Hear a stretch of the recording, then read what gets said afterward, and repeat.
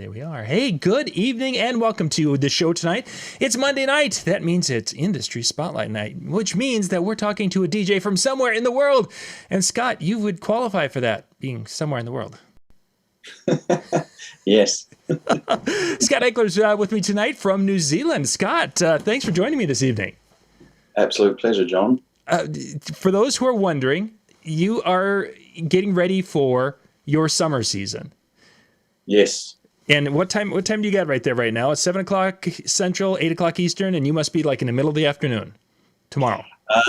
It is 2 p.m. Tuesday the 9th, and the sun is shining, and it's hot. It's a beautiful, warm day, and we're getting ready for snow up here later this week. Somebody north of us is going to get 2 feet of snow before the weekend. Yay!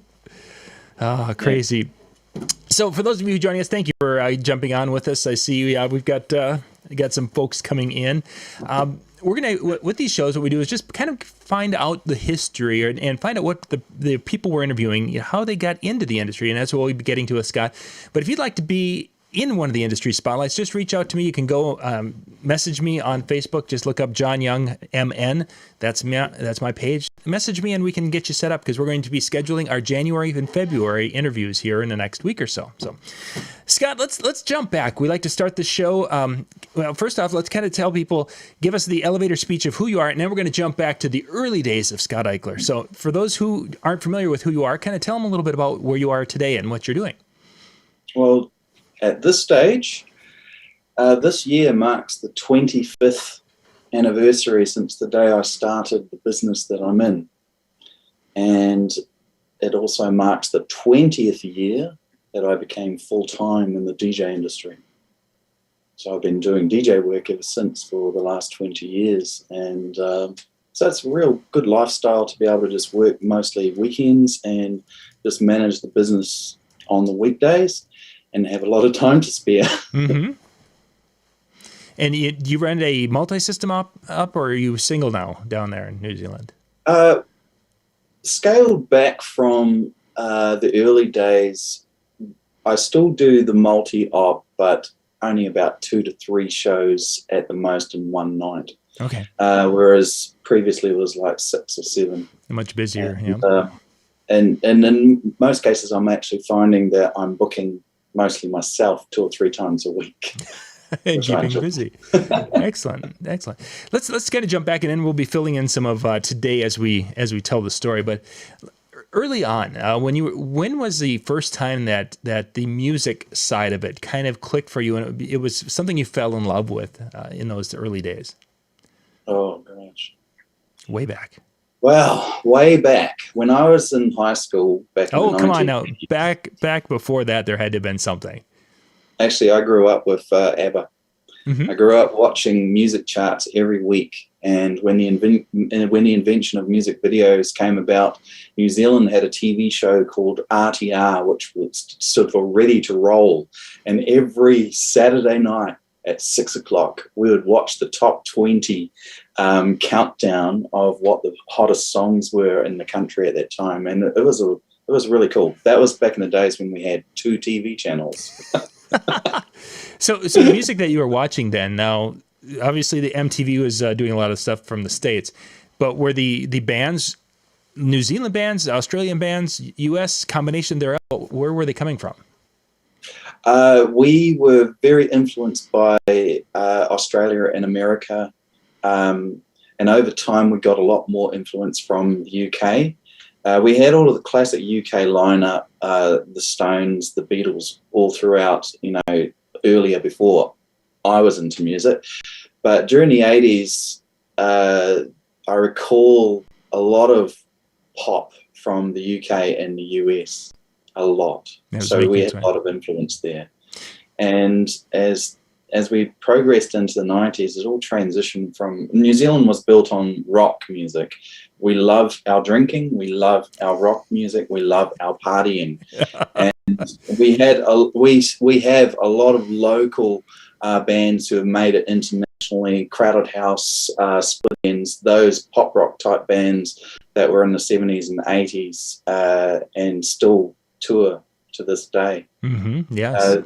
That music, it always stayed with us. We had a lot of Australian rock as well, with your AC/DC and a band called Australian Crawl.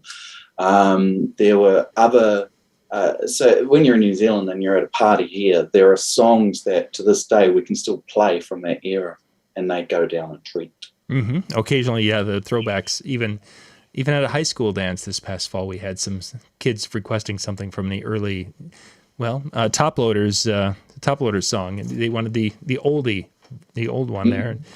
It's amazing what can still fly once in a while. You mentioned ABBA being kind of an early favorite. Were there any other in those early years when you were just not thinking DJ, you were just like, I'm really liking music, and that kind of resonated with you? When I was a kid, I was influenced by the punk era in the late 70s. I remember wanting to be a punk rocker, and just because of the whole image of it all. Ironically, I'm not a fan of it anymore, but it was kind of like the cool thing to do at that time. Sure. That was when disco was dying and rock was getting more and more, especially here. Rock's always been the favorite. And as I went into school, being introduced to the Europe music influence, like the UK, that let's say in the mid 80s, I remember being at high school, and then along came Tears for Fears, and that was really different, and that was really cool. Yes. And I was during my earlier years in the early 80s through the mid 80s, I personally loved pop rock, things like Phil Collins, Genesis, and I just loved that music. And then somebody introduced me to, they said, watch this music video. And it was Pour Some Sugar on Me, the original clip that Def Leppard absolutely hated, that promo clip. It was of the Demolition Woman trying to destroy the house video, which was a UK version of the actual song. And this girl I had a crush on introduced me to the song, and then I absolutely fell in love with rock, heavy rock back then. So I picked up all of the AC/DC albums, all of the Def Leppard albums. I was obsessed. It was awesome. So that part of your musical taste was kind of influenced by a pretty young lady. When you're getting that punk, who was kind of influencing, the move from the disco in your life to the punk? Was it family member, a friend, or who? It was actually a family member, because I looked up to her and she was cool. She was my cousin. Sure. And every time we would go over to her family's house, they had the old stereogram. Well, actually, it was a monogram with just a big, giant record player box with a big racetrack type speaker in the front, and just a turntable. And we would play the records, and would always dance in the living room to always the Grease soundtrack always came out. She owned that. I was very jealous that she had that. Sure. And then, but it was as we went along in age, it was the image of Sid Vicious. That was what we loved. Sure. Which would definitely define the punk, that punk style. Oh, fun. So then you get into the 80s, and you would have been going through high school, graduated high school. When did you start to look at the DJ world, or how did that transition come into your life? Wow. In the early to mid 90s, I lived in the UK, and I worked in hospitality, and I used to get a lot of money in tips, because I worked in the highest rated hotel in the entire UK at the time. It was a wonderful experience. And every week I'd go spend my money on buying music. I would just go to the record store and, here's the best of this artist and the best of this artist, or a compilation of the best rock and roll songs in the world, or the best rock songs in the world, or the best reggae songs in the world, and best dance songs in the world. Sure. I would my luggage for my CD collection that I purchased when I was living in the UK, to return that to New Zealand cost more than my flight for me. Oh my goodness. So it was, I probably paid way more because of that than what it would have been for just buying it in New Zealand. But my CD collection, I just had, I love music, and I'd listen to different genres constantly. It was actually in the early 90s when I was out nightclubbing and listening to a DJ play at this nightclub, that he would play AC/DC followed by ABBA, and I just loved the extreme difference in genres that he would mix. And it wasn't fancy mixing, it was just cool party music, and I fell in love with that. When I went to the UK, I missed it big time, because it was all unts, unts, unts, unts, unts. Everywhere I went was dance music, and it was torture coming from a rock-orientated country, that I went to another country that was just so in the dance scene. But I learned to love it. And so during the time that I was building up my CD collection, I had some friends who I worked with at the hotel that did hobby DJing on the side. They had some turntables and some speakers and that, and they would spin records when we'd have little parties for our staff get-togethers every now and again, maybe once a month. And how I got into DJing was one of those people I worked with sold me a little 2-channel mixer, and for 45 New Zealand dollars. That's how much it cost me. And when I returned to New Zealand in 96, I brought that mixer with me along with my big giant collection of CDs. I worked in the photography industry for years after that. I probably worked for a further 3 years when I returned to New Zealand. But during that time, me and my cousin would have parties on the weekend. I had my home stereo, my 2-channel mixer, and I had purchased a second CD player. And most important, I had all of the latest music that was being released on the charts, because I just returned from the UK and all of these songs were coming out in New Zealand. So I had all of the best top hits. And me and my cousin would have parties every weekend, and people would come along and they were surprised that people would dance at our parties. And we were in a garage at our house, just outside in the garage, or garage in your language.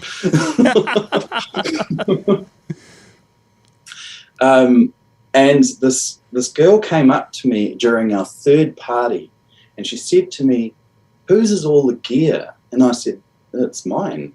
And she said, "I'll give you $150 to play music at my 21st. That's how I started. And I said, "You're on." So about 6 weeks later, I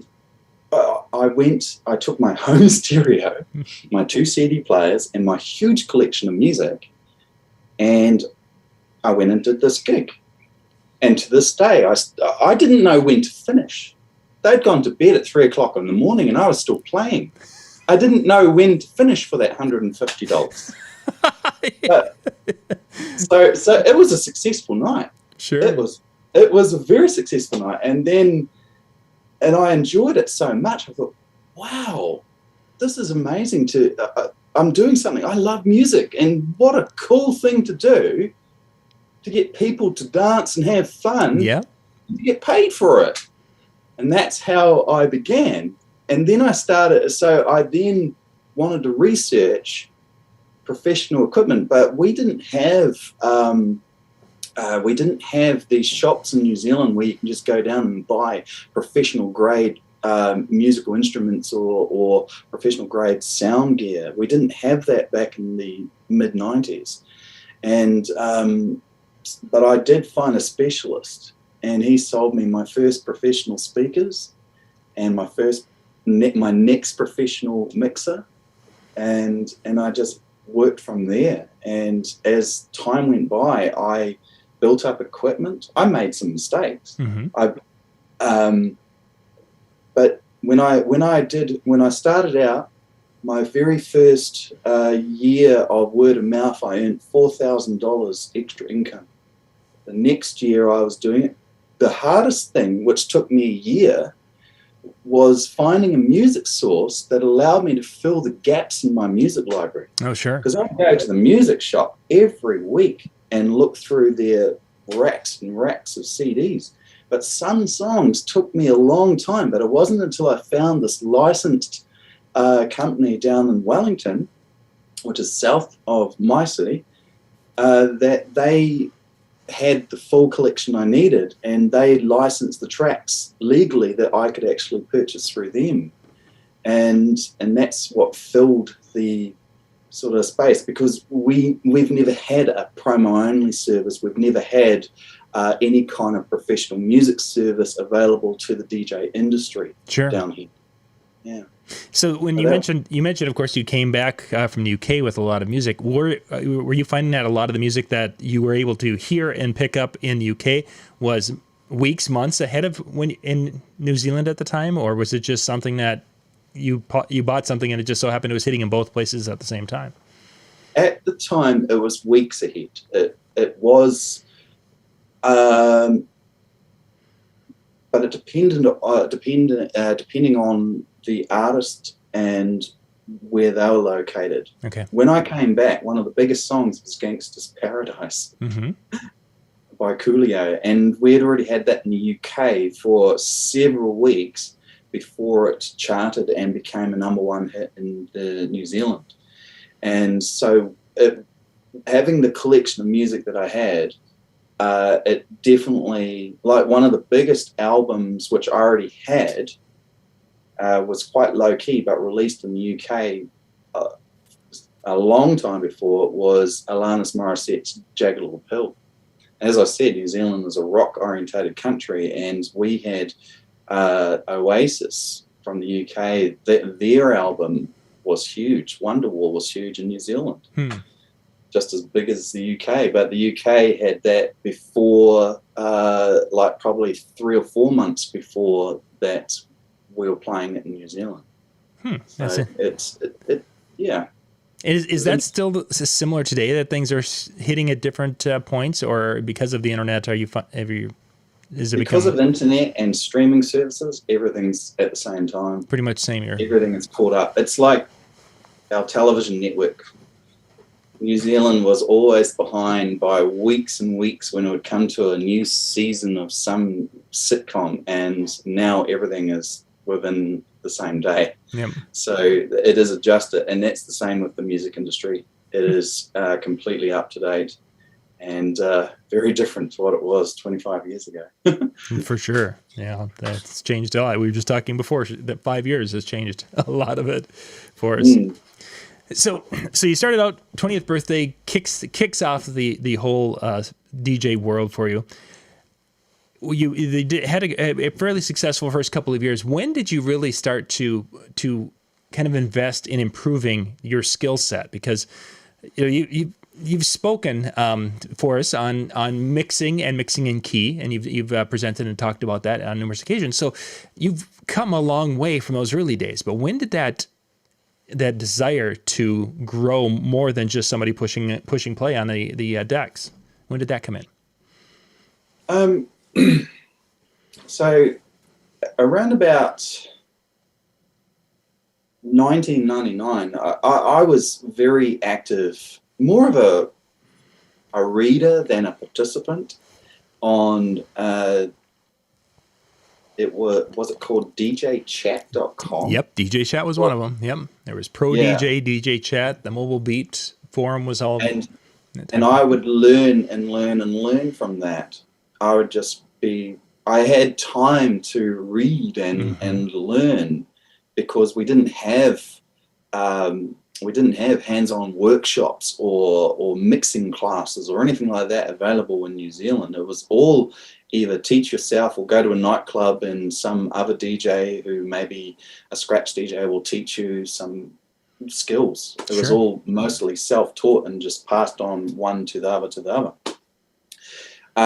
Mixing and key, I had read about that on DJ Chat because it was actually the creator that I think was posting about it. Sure. And in it was about 2000 or 2001. I think it was the year 2000. I decided to invest $300 into this huge, it was this thick, it was a printed database from a dot matrix printer. And that's what you got for $300. And it had the Camelot wheel on the front, and it had a little bit of text to instruct you how to do it. But there was actually a mistake in it. When I looked at that document, I didn't realize until years later that they had made a mistake in their own system. Oh, no. And I always wondered, because it was too confusing, how it would, you can mix in a 1A to a 1B or a, but the way they taught it was a 1A to anywhere next to the clock. So you go backwards or forwards, and they made a mistake in that instruction. I always wondered why certain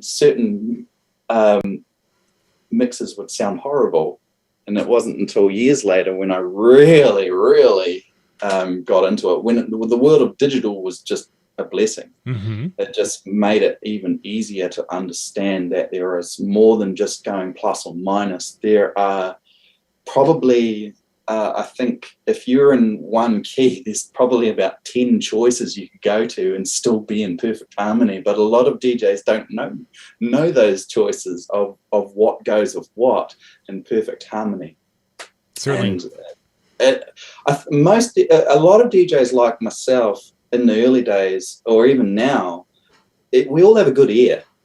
And when you got a dance floor cranking and you got a good song playing, you're always thinking, oh, what's going to go with that? And in most cases, the song you choose is actually harmonically compatible because we all have an ear for what sounds good. Right. And we've been doing it subconsciously as a professional for a long time, but the mix and key system just really takes the guesswork out. It just gives you so much more tools available to make that flow of music just sound so much better.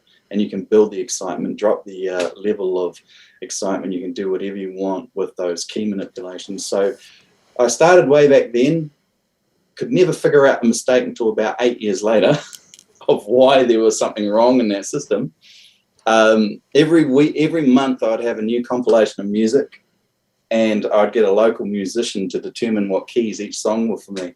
And then I'd go I used to carry a database myself of all my music and what keys they were in. And that's how I started in the early days when we were still spinning CDs. So you would find the key, you'd find it compatible, and then were you doing beat mixing at that time? Because we would be talking early 2000s again.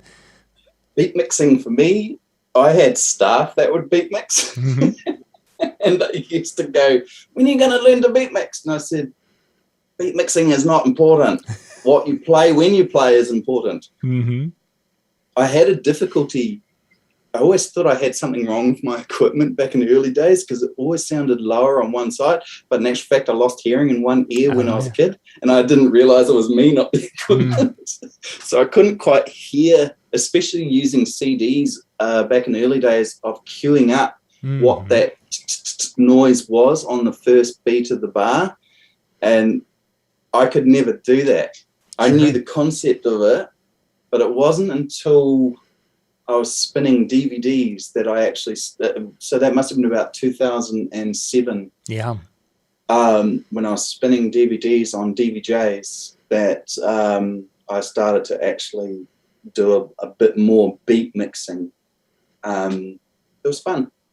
So let's talk gear-wise, because you mentioned earlier that early on it was really difficult to find gear in New Zealand, and then you're in the mid 2000s or later in the 2007 area, you had CDJs. How did the gear industry, the DJ gear or professional audio industry, grow in New Zealand during that time? In the late 90s, there's a couple of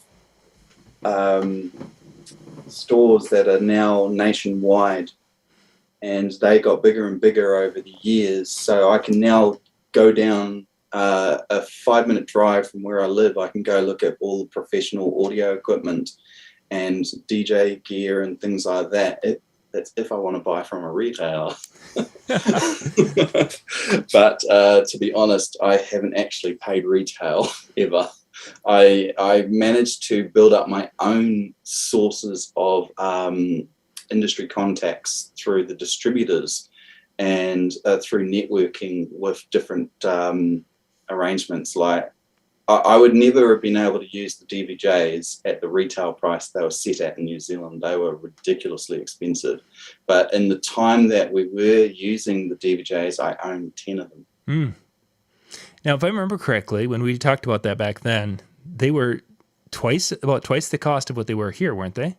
Oh, yes, they were twice, because the distribution network changed over the years. So New Zealand would buy directly from Japan, from Pioneer, so because they were all manufactured in Japan at the time.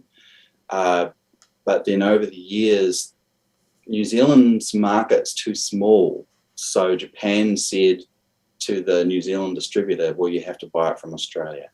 So we have to go through a middleman process. So New Zealand's distributor buys it from Australia, who buys it from Japan. And that was Japan's instruction that had to be done that way. Sure. So it ended up costing us more. In the process, yeah. Yeah. Interesting. We hadn't talked about how things have changed that way, because I remember those early days when you talked about that. How difficulty of finding things when it came to... Oh, yes. So about when did you kind of start bringing staff on, and really what was your thoughts behind bringing additional people on as you were building the business? Back in the 90s, it was 1998 that I landed a residency contract with a bar about an hour's drive away from where I live.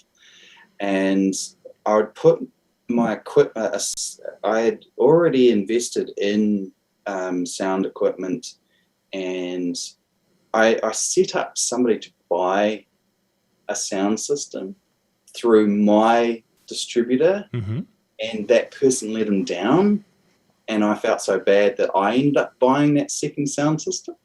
It was really cheap too for what it was, because 2 years later the price doubled.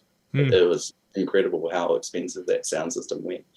But and to this day, I still have two of the speakers out of the 3 that I bought 22 years later, because they're so reliable. I met a DJ who worked for a competitor. He rang me up one night. I wasn't working. He rang me up because he worked for this guy whose equipment was just crap. His CD his CD players would act up, or something would happen, so the owner of that business would give it a good kick as the way to fix it.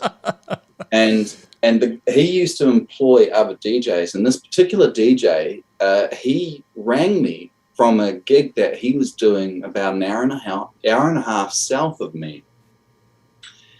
I wasn't working that night, and I said to him, he needed gear because his employer's gear was crap, and he didn't want to let down the client. So I said, oh, not a problem.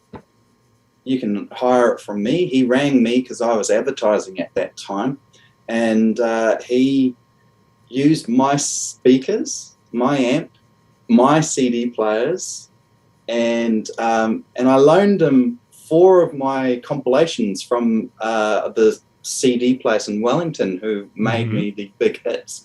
And he said he used my 4 compilations for most of the night. Sure.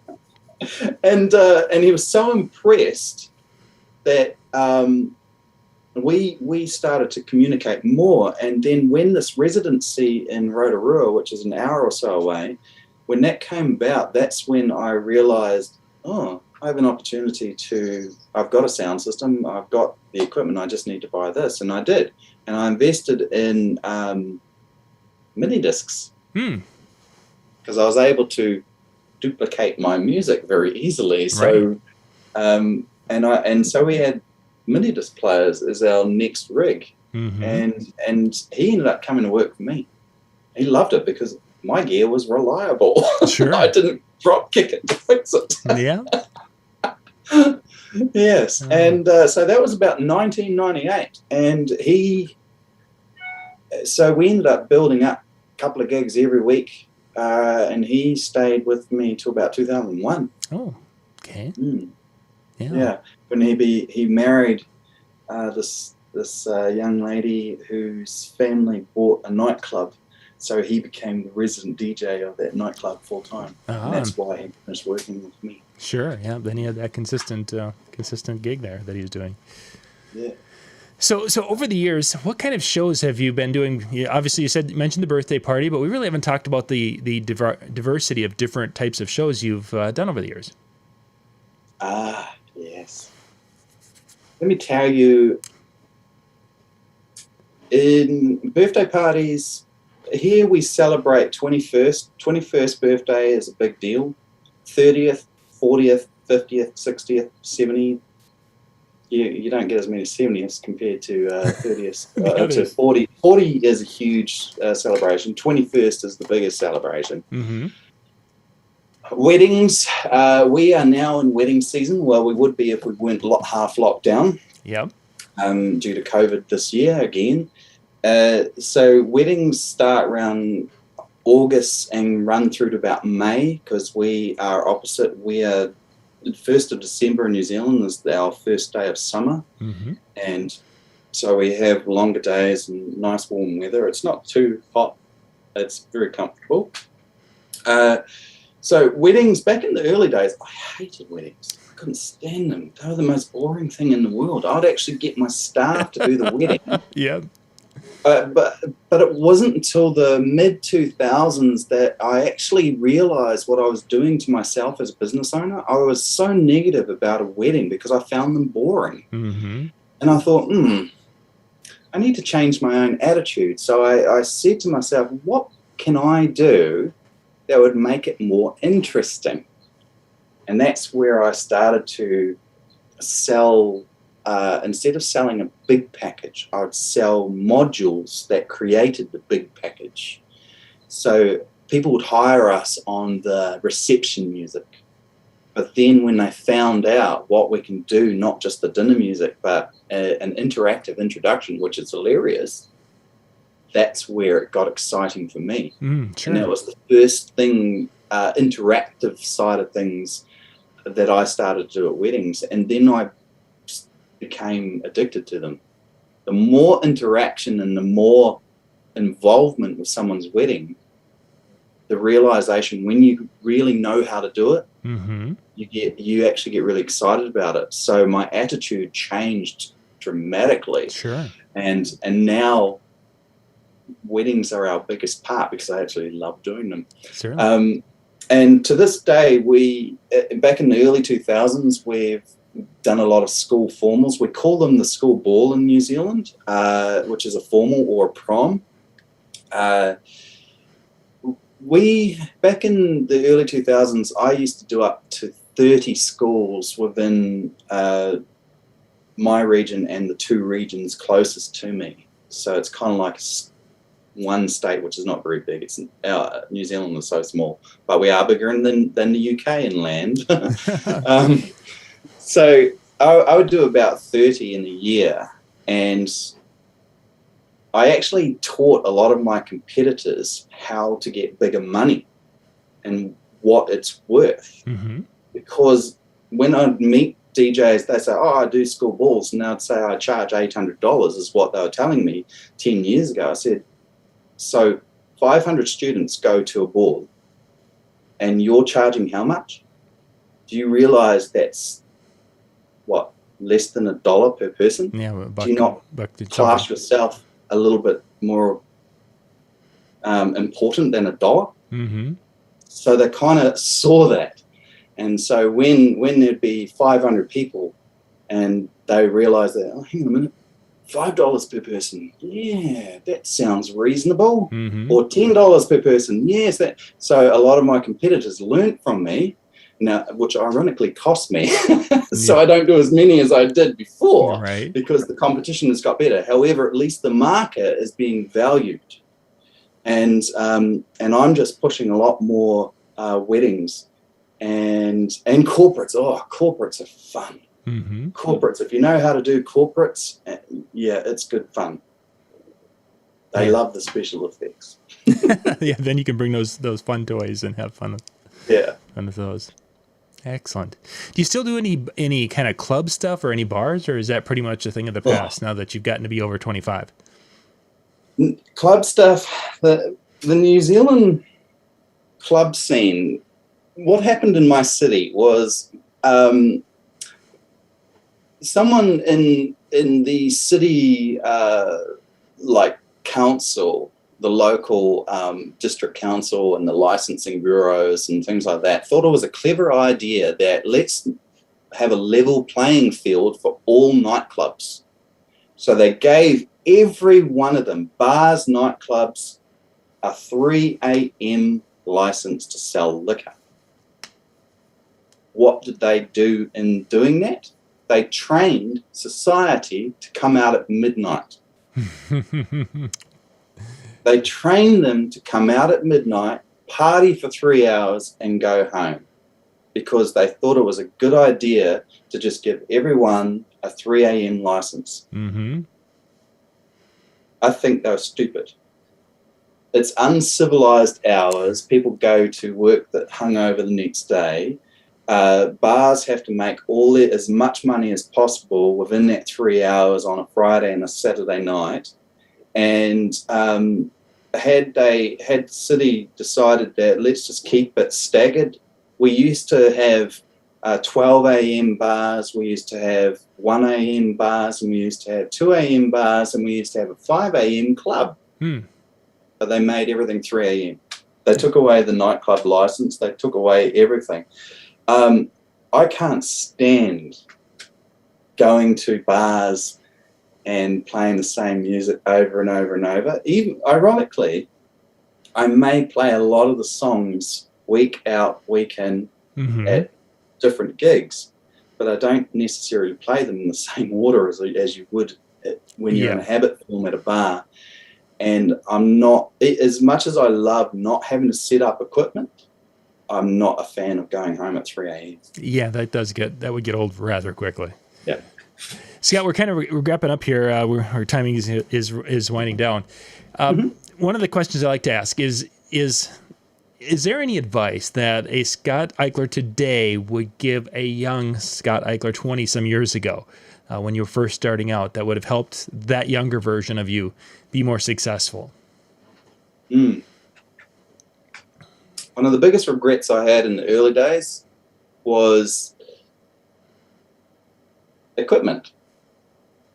Now, I started off with domestic home CD players, and I also moved into the domestic home mini disc players.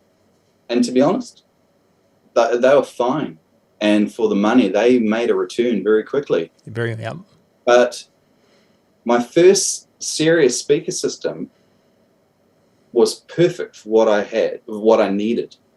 I could do 200 people in a room, or I can do 50 people in a room with what I purchased. But the person I was buying the equipment from, who was a professional, and I trust him to this day, he